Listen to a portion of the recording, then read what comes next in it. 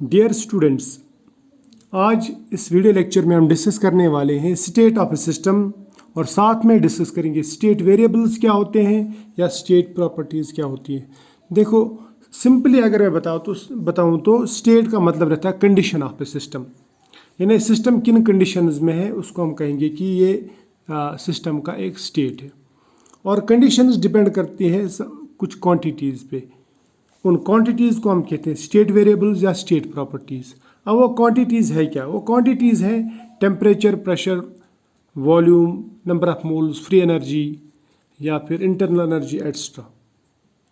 अब ये जो क्वांटिटीज़ है इनको मैं कह सकता हूँ, फिर ये क्वांटिटीज़ इन या प्रॉपर्टीज़ इनको हम थर्मोडाइनमिक प्रॉपर्टीज़ भी कहते हैं, या these are called macroscopic properties. Macroscopic properties का मतलब वो प्रॉपर्टीज़ जो सिर्फ बल्क मॉलिक्यूल या बल्क सब्सटेंस के लिए मेजर की जा सके, यानी कलेक्शन ऑफ मॉलिक्यूल्स के लिए मेजर की जा सके। ठीक है। अब स्टेट जो है ना, स्टेट या कंडीशन, वो इन पे डिपेंड करता है। इसका मतलब अगर मैंने इन प्रॉपर्टीज़ को या इन मैक्रोस्कोपिक प्रॉपर्टीज़ को अगर फिक्स कर दिया मैंने, तो मैं कह सकता हूँ कि मैं एक पर्टिकुलर कंडीशन में हूँ या एक पर्टिकुलर स्टेट ऑफ सिस्टम में हूँ।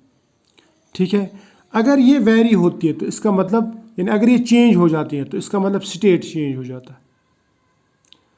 बात मेरी समझ में आ रही ना?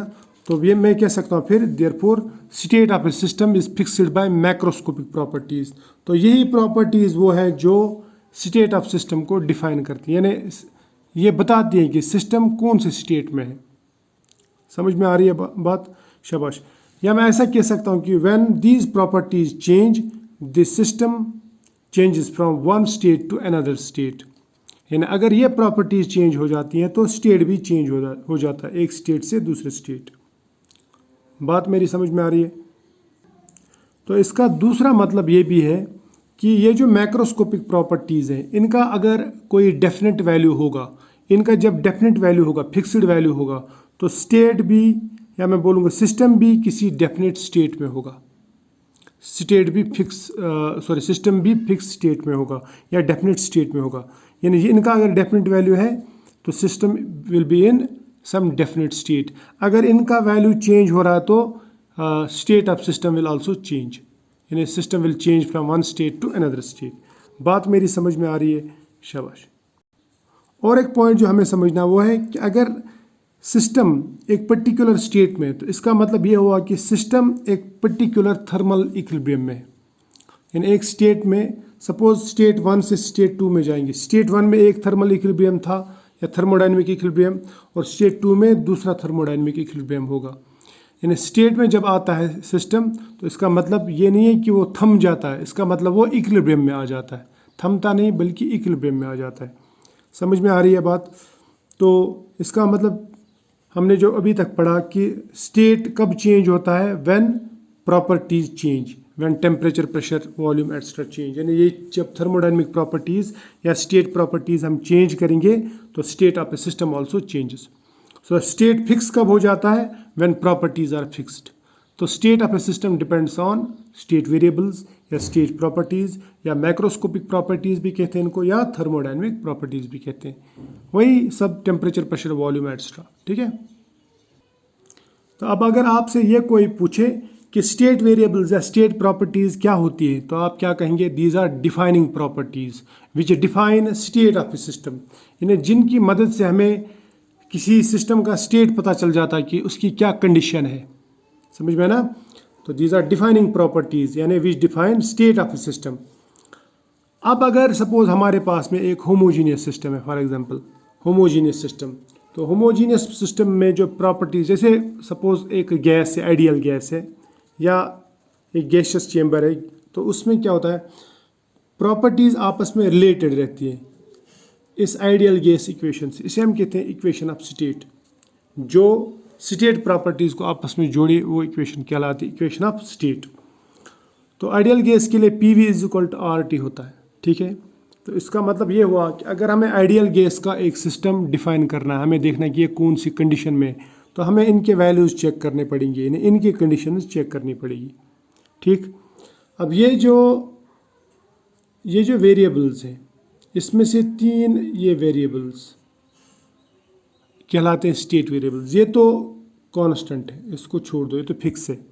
अब इन 3 स्टेट वेरिएबल्स में हमें तीनों के तीनों डिटरमाइन करने की ज़रूरत नहीं है, यानी मेजर करने की ज़रूरत नहीं है, क्योंकि अगर हमें 2 भी पता चल गए या अगर हमने दो फिक्स कर दिए तो तीसरा ऑटोमेटिकली फिक्स हो जाता है, क्योंकि ये आपस में रिलेटेड है। फॉर एग्जांपल इसको अगर मैं रीअरेंज करता हूँ तो मैं ये कहूँगा कि volume is equal to R T divide by P.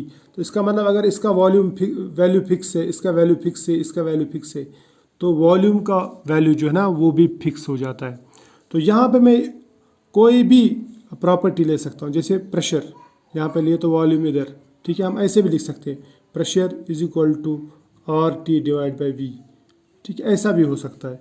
या मैं ऐसा कहूँगा कि temperature is equal to P V divide by R, ऐसा भी लिख सकते हैं ना। यानी अगर हमें कोई भी 2 वैल्यूज़ पता चल जाए तो तीसरा वैल्यू ऑटोमेटिकली पता लग जाता है या फिक्स हो जाता है। तो इसका मतलब ये हुआ जो तीसरा वैल्यू रहता है जो ऑटोमेटिकली पता चल जाता है, वो उसका जो वैल्यू है वो वेरिएबल या उसका वैल्यू वो डिपेंड करता है इन वैल्यूज़ पे। जैसे वॉल्यूम यहाँ पे डिपेंड करेगा टेम्परेचर और प्रेशर पे, यहाँ पे प्रेशर डिपेंड करेगा टेम्परेचर वॉल्यूम पे, यहाँ पे टेम्परेचर डिपेंड करेगा वॉल्यूम और प्रेशर पे, है ना। So such variables which depend on others are called dependent variables, या इनको हम फंक्शंस कहते हैं, ठीक है। These are also called functions. जबकि वो जो वेरिएबल्स है जिनको हमें डिटरमाइन करना पड़ता अलग से, उनको हम कहते हैं इंडिपेंडेंट वेरिएबल्स, याद रखना। सो यहाँ पे हमने स्टेट वेरिएबल्स 2 तरह के देखे, डिपेंडेंट और इंडिपेंडेंट। और ये भी याद रखना, अगर हमारे पास में एक क्लोज सिस्टम है, क्लोज सिस्टम में मास जो है ना वो फिक्स रहता है, ऑलरेडी फिक्स रहता है, मास चेंज नहीं होता। जो चीज़ चेंज ना हो उसको हम स्टेट वेरिएबल नहीं कहते। समझ में आ रही है बात। सपोज अगर हमने नंबर ऑफ मोल्स फिक्स कर दिए तो वो चेंज नहीं होगी, तो हम उसको वेरिएबल नहीं कह सकते, स्टेट वेरिएबल नहीं कह सकते। इसी तरह से आइडियल गैस कांस्टेंट को स्टेट वेरिएबल नहीं कह सकते। यहाँ पे अगर मास फिक्स हो जाता है क्लोज सिस्टम में तो हम इसको मास को स्टेट वेरिएबल नहीं कह सकते। और एक बात याद रखना कि स्टेट वेरिएबल्स जो है ना ये 2 तरह के रहते हैं, इंटेंसिव और एक्सटेंसिव स्टेट वेरिएबल्स, या हम इनको कहते हैं इंटेंसिव प्रॉपर्टीज़ और एक्सटेंसिव प्रॉपर्टीज़। अब ये जो चीज़ें हैं ना ये हम नेक्स्ट लेक्चर में डिस्कस करेंगे। फिलहाल आज इतना ही।